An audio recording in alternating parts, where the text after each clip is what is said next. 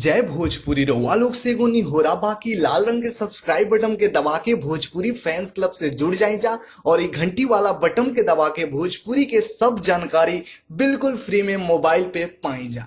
नमस्कार दोस्तों, आप सभी लोगों का स्वागत है हमारा चैनल BFC एल्बम न्यूज में। दोस्तों वीडियो को आगे देखने से पहले लाइक करिएगा, चैनल पे नए हैं तो सब्सक्राइब करके बेल वाली आइकन कॉल पे सेलेक्ट कर लीजिएगा ताकि ऐसी और भोजपुरी की लेटेस्ट वीडियो देखने के लिए मिलते रहे इस चैनल पर।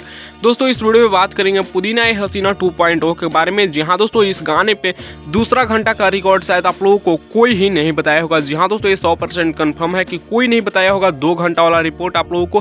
तो आइए हम इस वीडियो में आप लोगों को 2 घंटा का रिपोर्ट बताते हैं। वैसे दोस्तों आप लोगों को बता दें कि पुदीना ए हसीना बहुत ही जबरदस्त, बहुत ही शानदार सॉन्ग है जो कि वे म्यूजिक पर रिलीज किया गया है।